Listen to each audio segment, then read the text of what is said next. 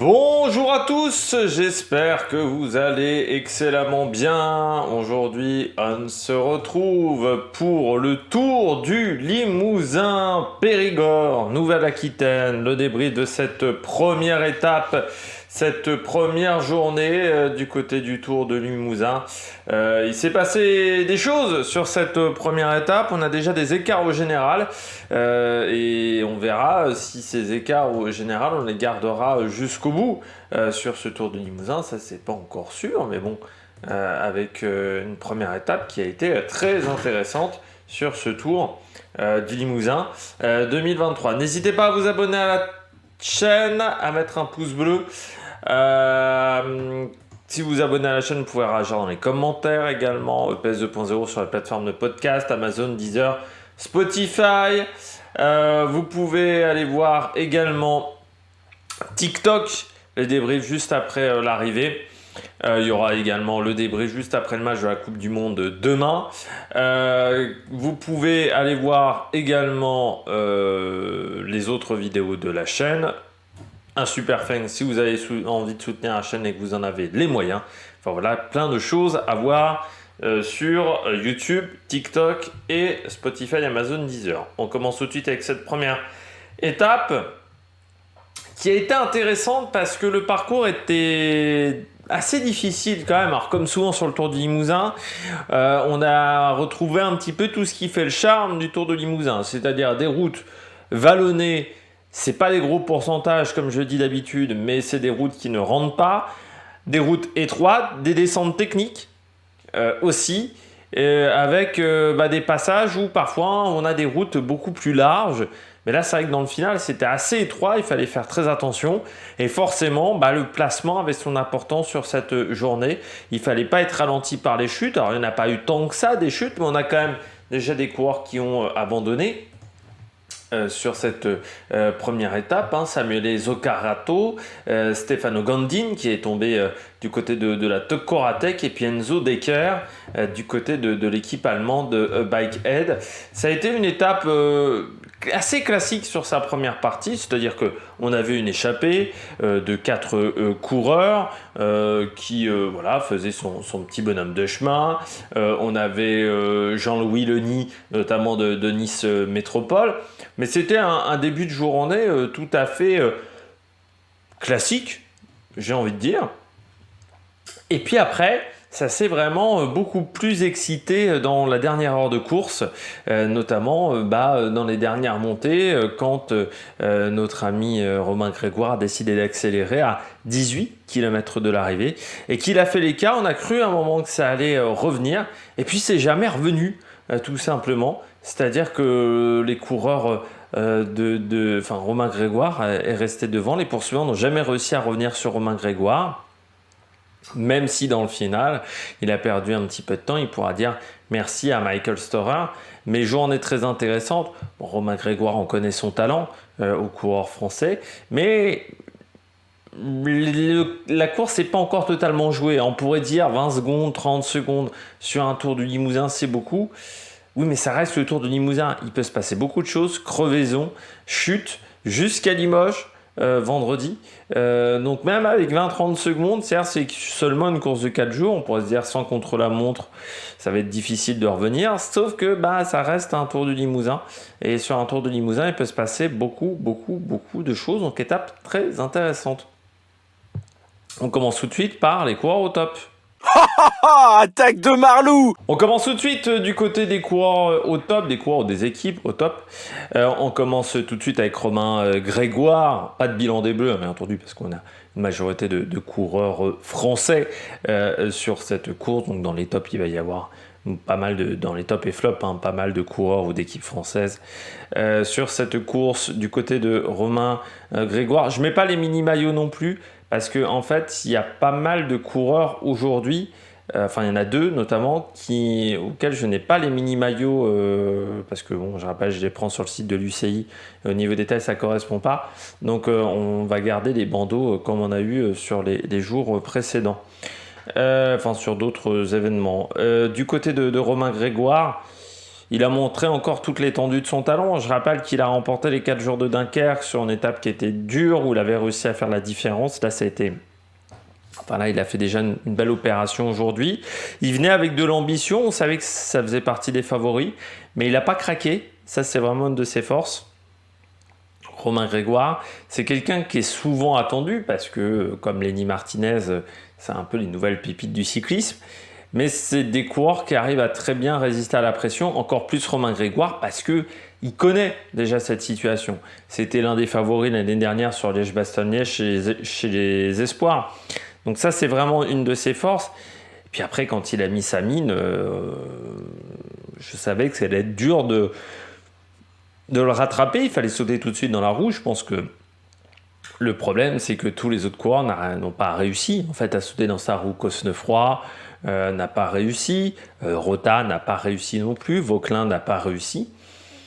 Et puis après, il fallait résister. Il a quand même résisté pendant 18 km. Pourtant, à un moment, Rota était revenu pas très loin. Il y avait 5-6 secondes avec Cosnefroy. Mais ces deux-là n'ont jamais réussi à re-rentrer. Toujours muselé aussi un petit peu par Storer. Il faut le dire que l'équipe Groupama avait quand même bien tenté le coup. Première attaque de Storer. Et puis en fait, Romain Grégoire attaque dans une situation de contre. Mais vraiment du très très bon cyclisme de la part de Romain Grégoire, qui reprend, il est sur un entraînement pour la Vuelta. Bon, la Vuelta, c'est que dans 11 jours, on arrive vite à la Vuelta. La Vuelta, c'est le 26 août. Donc c'est plutôt pas mal ce qu'il a fait Romain Grégoire. Ça montre qu'il est déjà en bonne condition et qu'il sera prêt pour la Vuelta. La grande question, c'est qu'est-ce qu'il fera comme résultat sur la Vuelta? Quels seront les objectifs? La Groupama vient avec une équipe assez jeune sur cette Vuelta. Ils vont venir pour découvrir la course. Il ne faudra pas en attendre trop, mais bon, parfois, sur une première édition, sur une première participation sur un grand tour, que ce soit Goran Ayuso, Pogacar notamment, Rodriguez l'année dernière, on a vu des très très belles choses, donc pourquoi pas cette année pour Romain Grégoire et Lenny Martinez. Benoît Cosnefroy, deuxième coureur top. Bah ouais, parce que Cosnefroy, en fait, c'est pas très loin. Au général, Cosnefroy, il reste à portée de tir. Ça, c'est très intéressant du côté de Cosnefroy. C'est-à-dire qu'il est à 19 secondes, Benoît Cosnefroy. C'est rien. Voilà. C'est rien du tout. Ça fait 23 secondes au général. 23 secondes au général, c'est que dalle pour Benoît Cosnefroy. Sur un Tour de Limousin, en sachant qu'il y a des étapes qui peuvent lui convenir. Je pense que la dernière montée était un peu longue pour Cosnefroy. Cosnefroy, il a vraiment un registre qui est très particulier. Pour moi, c'est le registre Grand Prix de Montréal, Québec et Grand Prix de Poulet. C'est vraiment un registre de puncher, mais qui n'aime pas les trop forts pourcentages. On le voit dès qu'on dépasse 9-10%, c'est compliqué pour Cosnefroy, et qui n'aime pas non plus les montées très longues. C'est pas quelqu'un qui est très performant sur des montées au-delà de 2,5 km, 3 km. Sauf que la dernière montée, elle faisait 5 bornes. Et je pense que c'était un petit peu long pour Cosnefroy. C'est un type d'effort qu'il ne maîtrise pas. Bon, ça a toujours été un petit problème dans sa carrière. Je rappelle, quand il est champion du monde, la côte du Saumon à Bergen, ça devait être 2 km, 2,5 km. Et c'était des pourcentages à 7,5-8 au maximum, je crois me rappeler, sur la côte de Bergen. Et là, c'est un peu le souci de Benoît Cosnefroy. Mais ce type de montée-là de 5-6 km, il n'y en a pas tant que ça sur le Tour de Limousin. Sur le Tour du Limousin, on se retrouve très souvent sur des côtes, sur des temps d'effort de 3-4 minutes, qui sont pas très longs. Là, c'était presque un effort long. Donc, on devrait le voir dans les prochains jours. Surtout que Cosnefroy, il a fait les championnats du monde. Donc, il y a peut-être aussi un petit peu de fatigue. La remise en route a peut-être été un petit peu compliquée parce que championnat du monde, la semaine dernière, c'était il y a 10 jours à peine, les championnats du monde. Donc peut-être que physiquement, il a eu du mal à remettre la machine en route également. 23 secondes, il pourra dire merci à Michael Storer parce que je pense que si Storer n'avait pas attaqué, il serait peut-être à 35 secondes, 40 secondes au général et là ça serait plus du tout la même chose. Mais c'est intéressant, voilà, pour Benoît Cosnefroy, c'est un très bon résultat. On va voir ce que ça va donner dans les jours à venir pour le coureur d'AG2R. Surtout que chez AG2R, bon, c'est un peu la... Alors, il y a Van Avermaet qui a 47 secondes, mais c'est quand même leur meilleure carte. Van Avermaet vieillit un petit peu, il est dans sa dernière année chez les professionnels. Mais par contre, c'est intéressant parce que Van Avermaet en tant qu'équipier, ça peut vraiment, vraiment aider Cosnefroy sur des parcours comme ça. C'est un terrain qui convient encore très bien à Van Avermaet, donc ça peut vraiment aider Cosnefroy au niveau expérience. Et puis, il n'a jamais remporté pour moi le Tour du Limousin Cosnefroy. Ça pourrait être vraiment bien parce que c'est un peu je dirais une anomalie quand même pour lui de ne pas avoir remporté une fois le Tour du Limousin dans sa carrière, parce que c'est quand même totalement le profil qui lui convient. Enfin voilà. Ah si, non, il l'a gagné en 2019, j'avais oublié. J'avais un doute sur le fait qu'il ne l'avait pas gagné, mais je sais que pendant très longtemps, c'était des coureurs italiens, c'était des coureurs d'équipes plus faibles. Je m'étais dit, est-ce que c'était encore à cette période-là? Mais non, il l'avait gagné devant Calmejane et Guillaume Martin, ce qui était une belle année. Oui, en plus, je sais pas si c'était diffusé sur la chaîne L'équipe 2019 déjà, Cosnefroy. Parce que je me souviens de la victoire de Wackerman, je me souviens entendu de la victoire de Barguil. Alex Aramburu l'année dernière, je ne l'avais pas vu en direct, sa victoire. Mais oui, Cosnefroy, c'est intéressant. Je ne sais plus si je l'avais peut-être pas fait en plus débriefer le Tour du Limousin en 2019, ça me dit rien. Mais du côté de Benoît Cosnefroy, c'est très intéressant pour le coureur français. Et c'est une course qui correspond à ses qualités. Je pense que Romain Grégoire est loin d'avoir gagné. Et Benoît Cosnefroy va tenter des choses, ça c'est sûr. Puis Romain Grégoire, il faudra voir s'il va tenir les 4 jours. Parfois, on redémarre bien après un stage en altitude. Et puis ensuite, on a un petit peu de fatigue qui s'accumule et c'est parfois compliqué de finir une course par étape. Donc là, on va voir comment ça va se passer pour Romain Grégoire. Du côté de Benoît Cosnefroy, on attaque pleinement la dernière partie de saison. Pour lui, je pense qu'il voudra être performant sur Québec et Montréal au mois de septembre. Donc dans un mois, sur ces deux courses-là qui correspondent totalement à ses qualités de coureur. On poursuit avec Maxime Jarnet, le coureur de Van Rysel. Bien joué Maxime Jarnet, parce qu'il bat quand même Hugo Page. Sur un parcours comme ça, moi quand j'ai vu Hugo Page dans le peloton, je me suis dit « Ah, c'est pas mal ». Il bat aussi un Rezu Serrada, il bat un Aimé de Rent. Enfin voilà, c'est bien pour un coureur d'équipe continentale, Maxime Jarnet. En plus, on va rappeler, mais Van Rysel, l'année n'a pas été facile, avec un changement de sponsor en cours de saison. À un moment, on se disait, est-ce que l'équipe va rester? C'était pas dit du tout. Et pour l'instant, il résiste bien. Coureur qui a été stagiaire chez Arkea, stagiaire chez Intermarché. En 2021, chez Arkea, c'était en 2019, qui est passé par le club de Villefranche-Beaujolais, par le club de Vaux-en-Velin, par le club de l'EC Saint-Étienne. Donc des parcours, forcément, il connaît un petit peu les bosses.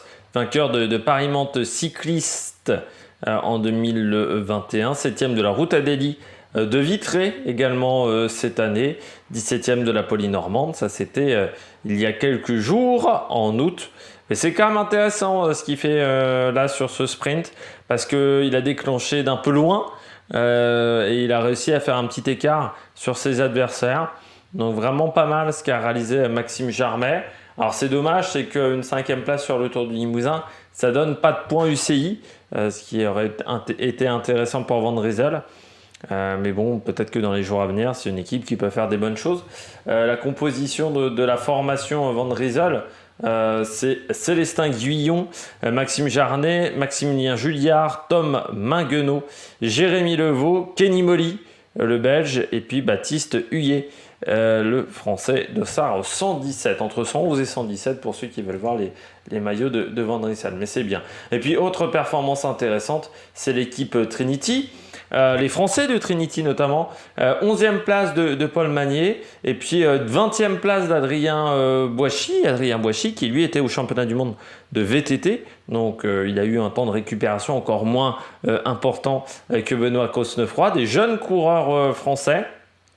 19-20 ans qui ont vraiment été intéressants parce qu'Adrien Boissy a beaucoup roulé dans le groupe de poursuite et puis Paul Magnier prend quand même une 11e place devant un Van Avermaet, devant Lewis Heskey, devant un Kevin Vauquelin notamment, donc c'est vraiment bien. Et dans un groupe où il y avait quand même des costauds, il y avait du Élie Gilbert, du Fabien Doubet, du Covili, du Taramae, donc pas un groupe de rigolos, même Simone Petilli.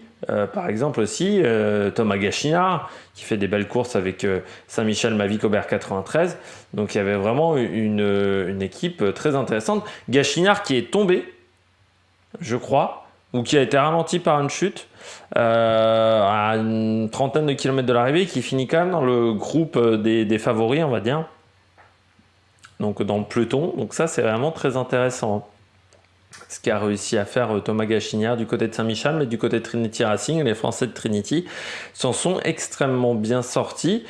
Équipe qui a formé des bons coureurs, Trinity, c'est une belle formation. Dommage, ils ne sont que 6 par contre au départ, avec Finlay Pickering, également Callum Torley, Ralph Holden et Luke Tocqueville sur cette course. On passe tout de suite au bonnet d'âne. On passe au bonnet d'âne sur cette première étape. Bon, je commence avec un flop qui est un peu comique quand même, c'est Michael Storer. Pourquoi Michael Storer ? Alors, j'ai envie de dire que sur la première partie de journée, il fait le travail pour Romain Grégoire, notamment sa première attaque. Elle est excellente parce que c'est sa première attaque qui déclenche, qui fatigue un petit peu ses adversaires, qui oblige Intermarché à rouler et qui permet à Romain Grégoire de se remettre un petit peu derrière les roues des Intermarchés et de pouvoir attaquer, de pouvoir surprendre plus de coureurs. Donc ça, j'ai envie de dire, belle stratégie de la part de la Groupama. C'était bien fait de la part de la Groupama.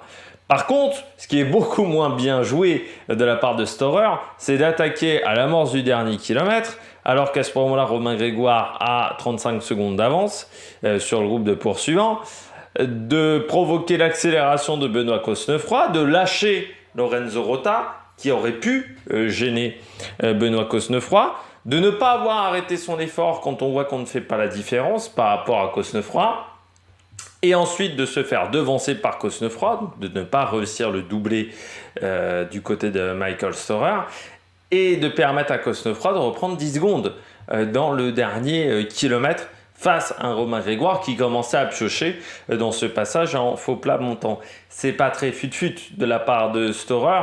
Alors après, la grande question, c'est qu'est-ce que Storer, certains auraient pu se dire, Storer, il a peut-être fait ça pour les points UCI. Oui, mais désormais, les points UCI ne se transmettent pas. Il y a une époque où les points UCI étaient détenus par le coureur. C'était ce qui avait permis à AG2R de recruter un coureur iranien qui était 5 fois champion d'Iran pour récupérer ses points qu'il avait acquis l'année précédente et permettre comme ça à AG2R de rester en World Tour. Sauf que cette stratégie-là n'est plus possible parce que les points appartiennent à l'équipe désormais et plus au coureur. C'est des points UCI équipe quand on parle de points UCI. Ce qui fait que Storer, en fait, les points qu'il marque avec une deuxième point, c'est pas des points qu'il emmènera dans sa future équipe. Je sais plus où il va, Storer, parce qu'il a été... c'est Tudor, je crois, où il part Storer. Donc ces points-là, ils vont rester à Groupama. Donc vouloir finir deuxième. Alors après, est-ce que c'est vouloir finir deuxième pour avoir une nouvelle équipe ? Sauf que lui, il a déjà son contrat pour l'année prochaine. Donc on peut se demander l'intérêt qu'il a eu de permettre à Cosnefroy de revenir. Je pense que ce soir, il a dû se faire un peu tirer les oreilles du côté de la Groupama FDJ au repas du soir à 20h. Deuxième flop, Vauquelin. On l'attendait un petit peu mieux, Kevin Vauquelin. Mais c'est vrai que depuis ses problèmes physiques autour de Romandie, le retour est un peu compliqué. Alors, il a eu quand même des soucis à la hanche. C'est pas toujours facile de revenir quand on a des soucis hanche, genoux, tout ce qui touche aux jambes pour un cycliste, c'est pas l'idéal. Et on voit que le retour de Kevin Vauquelin est un petit peu compliqué jusqu'à maintenant. Voilà, il a un retour un petit peu timide, Kevin Vauquelin. Mais on est quand même assez confiant dans l'avenir pour Kevin. L'objectif est toujours de la Vuelta pour le Français. Alors ça sera une découverte. Je pense que l'objectif, ça sera de prendre des échappées pour Kevin Vauquelin. Mais c'est vrai que pour le moment, la remise en route est un petit peu compliquée. Voilà, quand vous avez des blessures parfois longues ou parfois des blessures importantes, c'est pas toujours facile de revenir. Parfois, en plus, on veut revenir trop tôt. Ça reste un jeune coureur, donc il sait que c'est un coureur qui a besoin de faire des grandes courses, de prendre de l'expérience. Il ne veut pas rater une miette de sa saison. Est-ce qu'on ne l'a pas fait revenir un peu tôt pour le moment? Ça, c'est la question qu'il faudra se poser du côté du staff d'Arkea. Mais il faudrait mieux un Kevin Vauquelin en forme pour prendre un top 15 sur la prochaine Vuelta. Parce que on va pas se mentir, Arkea n'a pas beaucoup de points. Alors Arkea est en train de recruter de manière massive, notamment au niveau des sprints. Ils vont avoir une équipe sprint sensationnelle l'année prochaine du côté d'Arkea. En montagne, pour le moment, à part Vauquelin et Champoussin, Champoussin, on a vu quand même vraiment les limites. On perd Warren Barguil. On n'a toujours pas vraiment de leader en montagne. Ça, il va falloir en trouver un. Je ne sais pas qui ils vont prendre, je ne sais pas qui est encore sur le marché. Il y a toujours Pozzo Vivo. Mais ça va être important de trouver un vrai leader en montagne parce que c'est ce qui permet de marquer beaucoup de points. Alors, c'est bien d'avoir un sprinter. C'est bien aussi d'avoir un leader en montagne. Et tu ne peux pas seulement avoir un leader ou deux leaders dans une équipe. Il faut en avoir un peu plus. Alors là, ils ont recruté le bon coureur italien qui avait été performant. J'ai oublié son nom, donc c'est pour ça que je vous le fais avec des indices. Le coureur italien de Holocometa, ça va me revenir. Albanese, qui est un coureur qui est très intéressant. Mais ils vont enchaîner en plus les coureurs avec le même profil parce que Albanese, Mozzato, pour moi, c'est des profils qui sont quand même un petit peu similaires. Donc il va falloir voir comment ça va se passer, mais ils vont avoir beaucoup de sprinters. Donc ça va être bien pour Arnaud Démare parce qu'il va avoir une belle équipe autour de lui. Surtout qu'un David Decker peut l'emmener. Enfin, il y a des coureurs qui savent emmener les sprints autour d'Arnaud Démare. Mais ça serait bien de recruter aussi un petit peu en montagne parce qu'il manque des éléments dans ce domaine-là du côté d'Arkea. Mais du côté de Kevin Vauquelin, on perd un petit peu de temps aujourd'hui. On se retrouve quand même à 40 secondes. Là, c'est un peu plus loin, sachant que Kevin Vauquelin, c'est pas le mec à la plus grosse pointe de vitesse. Ça peut être un problème quand même pour le Français pour essayer de faire mieux qu'un top 10 sur cette course. Donc, il faudra voir. Autre bonnet d'âne aujourd'hui, c'est la Cofidis de chute du côté de la Cofidis avec Herrada et Ruben Fernandez. C'est Jesus qui est tombé. Déjà qu'ils ne sont que 6 au départ, alors ça c'est toujours le problème du mois d'août. Il y a beaucoup de fronts, surtout là en ce moment. Vous avez en plus des coureurs qui sont un petit peu fatigués, qui sont parfois blessés aussi. Donc c'est pas toujours facile, après le Tour de France, de remobiliser les coureurs, de dire à un coureur, on t'a fait le Tour de France, 2 semaines après, il faut que tu fasses le Tour du Limousin, ou 3 semaines après, il faut que tu fasses le Tour du Limousin, juste après tes vacances, alors que tu as peut-être fait 2-3 critériums. C'est pas toujours évident. Et on voit bien que sur ce Tour de Limousin, on essaye de faire une formation, mais c'est pas simple. Alors, il y a Ruben Fernandez, les deux frères Herrada. Là, en plus, c'est dommage pour Fernandez et Herrada d'être tombés parce que c'est des coureurs qui sont typiquement en préparation pour la Vuelta dans 10 jours. Donc forcément, une chute dans cette phase de préparation, c'est pas l'idéal. Et puis, ça veut dire que tu es déjà un petit peu loin en général. Quand même, là aussi, on est dans le groupe à 47 secondes avec Jesus Herrada qui est 9e au général. Donc, c'est dommage du côté de la Cofidis. On a aussi Axel Mario, 47 secondes. Axel Mario, qu'on a assez peu vu. Enfin, moi, je l'ai assez peu vu depuis le début de saison. L'année dernière, elle faisait vraiment de très bonnes choses dans le team Unant Atlantique. Cette année, beaucoup plus discret. 7e dans la 4e étape du Saudi Tour. C'est son meilleur résultat pour le moment.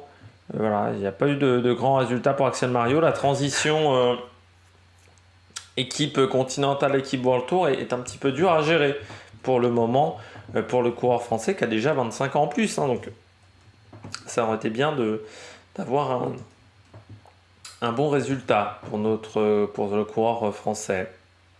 Je continue avec Intermarché. Je termine pas tout de suite avec Intermarché. Pourquoi? C'est quand même dommage parce que quand tu as 5 coureurs, c'est-à-dire que dans cette formation, dans le groupe à 47 secondes, ils sont quand même nombreux. Tu as Hugo Page, De Rent, Loren Huys, Etili, Taramay. Donc ils sont 5. Rota, il est tout seul devant. Rota, il a une bonne pointe de vitesse, mais face à Cosnefroy, pour moi, il était moins bon, moins fort que Cosnefroy. Je trouve ça incroyable qu'Intermarché, ils aient pas roulé derrière. Parce que si ils reviennent, Intermarché, avec Hugo Page, il gagne le sprint, il est maillot jaune ce soir. Et ça permet de relancer un peu cette équipe Intermarché qui, depuis le mois de mars, est en grande difficulté. Hein. À part la victoire de Biniam Girmay sur le Tour de Suisse, il n'y a pas grand-chose à se mettre sous la dent du côté d'Intermarché. C'est quand même une équipe qui est en grande difficulté. Cette année, ils sont 16e au classement UCI. L'année dernière, à la même période, ils étaient 5. Donc on voit quand même une grosse différence. Ça aurait fait du bien à l'équipe une victoire en ce mois d'août. Ça aurait fait du bien également à Hugo Page parce que l'année n'a pas été facile avec des problèmes physiques. Et il a l'air d'avoir des bonnes jambes. Et sur un parcours comme ça, on sait qu'Hugo Page, il passe bien les bosses. C'est un coureur qui aurait pu être performant. Donc c'est dommage du côté d'Intermarché de ne pas avoir très très bien joué le coup, de ne pas avoir permis à Hugo Page de jouer le sprint, parce que je pense qu'il aurait été difficile à battre. On le voit, il gagne le sprint du peloton. Il fait deuxième du sprint de peloton derrière le coureur de Van Rysel, mais le coureur de Van Rysel avait un petit peu anticipé son sprint. Donc il fait vraiment quelque chose d'intéressant au niveau du sprint. Mais voilà, on s'est un peu raté du côté d'Intermarché. Et puis je termine avec Total Energy. Je suis un peu inquiet pour Total Energy. Alors déjà parce qu'ils sont que 4e au classement UCI. Et donc l'année prochaine, il n'y aura pas des invitations sur toutes les grandes courses. Les invitations seront réservées à la Lotto et à Israël. Mais surtout, c'est pas très rassurant. C'est quand on voit l'équipe au départ.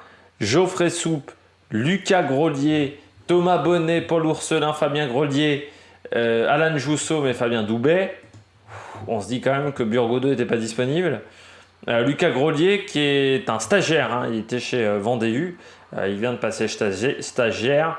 2 étapes sur la Flèche du Sud. Alors c'est pas mal, Lucas Grolier, c'est un coureur d'avenir. Quand on regarde au niveau des résultats, 7e des boucles de la Loire, 2e de l'étape de Vendôme sur le Tour du Loir-et-Cher, vainqueur du Grand Prix Crévoisier Tour de la Courtine en Suisse, 7e du circuit du Morbihan, 14e du Souvenir Louison Bobet. Et sur la Flèche du Sud, donc il a remporté les 2 dernières étapes et le classement par points. Également 2e de la première étape sur cette course suisse. 4e des routes vendéennes, c'était au mois de juin. Également, course importante pour le Vendée U, les routes vendéennes. Mais c'est un coureur qui est jeune, 23 ans, qui est stagiaire. Mais quand tu regardes le reste de l'effectif, Doubet, Joussaume, c'est pas avec ça que tu vas faire un bon résultat sur le Tour. Alors Fabien Doubet encore, mais ça reste quand même un petit peu trop léger, me semble-t-il. Fabien Doubet en fin de contrat, du côté de Total Energy. Cette année compliquée, seulement 16 jours de course. Il n'a pas couru abandon 26 février, il a repris que le 13 juin. Donc il n'a pas couru entre la la Drôme Classique et la Mont Ventoux dénivelé Challenge. Donc là, il a vraiment très peu roulé. Quand tu es en plus en fin de contrat, c'est pas l'idéal, ce genre de situation. Et à part Fabien Doubet, je vois pas qui d'autre pourra faire un résultat. À part en échapper, mais bon, Thomas Bonnet, c'est pas suffisant non plus. C'est des coureurs qui sont encore très jeunes, qui n'ont pas énormément d'expérience. Donc sur une course comme le Tour du Limousin, c'est un peu léger, donc ça serait bien Ce serait bien chez Total d'avoir des beaux effectifs sur les courses françaises. Et surtout que ça permet de marquer des points. Parce que je rappelle qu'une victoire d'étape, seulement une victoire d'étape, c'est quand même 15 points UCI. Au général, ça doit être 75, 70 points, peut-être 100 points UCI. Une course de 1, c'est des points. Quand on est en retard comme ça, qu'on est en retard pour les années prochaines aussi, parce que Total Energy, pour monter en World Tour, ça risque d'être extrêmement compliqué. Ça serait bien quand même de marquer des points parce que il va falloir faire attention. Le niveau en Pro Team va augmenter. Quand tu vois le recrutement de Tudor, quand tu vois l'arrivée de Polti en tant que sponsor, donc à la place de Total Energy, va peut-être falloir réfléchir. Et c'est vrai que quand on regarde un petit peu le projet Total Energy, on ne sait pas ce qu'ils veulent faire, Total Energy. On ne sait pas si c'est une équipe qui mise vraiment sur l'avenir. Je rappelle, c'est quand même une formation française qui n'a pas d'équipe féminine. Ils auraient pu avoir comme section féminine le Stade Rochelet, par exemple. C'est une équipe qui n'a pas d'équipe continentale, qui ne soutient pas Vendée U, par exemple, pourrait être en continentale aujourd'hui. Sauf que ce n'est pas le cas. C'est une équipe qui n'a pas forcément de stars, enfin à part Peter Sagan, mais qui n'a pas forcément de grandes stars dans son effectif. Donc j'ai un peu des doutes quand même sur l'avenir de la Total Energy, parce que je pense qu'au bout d'un moment, Total, ils vont en avoir marre de sponsoriser une équipe sans avoir de résultats. Ça reste quand même une grande entreprise française, donc ça serait bien que les résultats arrivent dans les semaines à venir. Bon, nous, je pense qu'on a fait le tour de cette étape du Tour de Limousin. N'hésitez pas à vous abonner à la chaîne, à réagir dans les commentaires, à mettre un pouce bleu. Et puis nous, on se retrouve pour de nouvelles aventures sur la Méga Production. Dès demain, étape numéro 2 de ce Tour de Limousin. Ça sera entre Exideuil et Trélissac. Cette deuxième étape.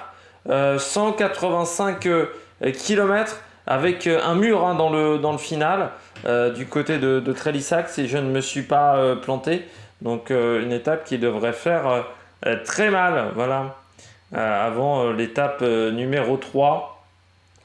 Mais voilà, il y aura une petite arrivée en bosse demain. L'arrivée en grosse bosse, ça sera mercredi. On sera dans les parcs du volcan d'Auvergne, du côté de Bord-les-Orgues. Et puis forcément l'arrivée du côté de Limoges, ça sera l'étape numéro 4, en sachant que demain on sera donc dans la Dordogne. Aujourd'hui on était dans la Creuse. Ça veut dire qu'on va avoir quand même un long transfert. Il va falloir traverser la Haute-Vienne, traverser la Corrèze aujourd'hui. Donc voilà, la nuit risque peut-être d'être un petit peu courte au niveau dodo avant cette étape du côté de la Dordogne, qui je pense est l'étape la plus facile demain, malgré cette petite bosse, parce qu'on sait que l'étape de Limoges c'est toujours compliqué, et l'étape de la Corrèze sera extrêmement difficile pour un Tour du Limousin. Donc n'hésitez pas à vous abonner à la chaîne, à réagir dans les commentaires, à mettre un pouce bleu, et puis nous on se retrouve pour de nouvelles aventures sur la Méga Production. Ciao ciao.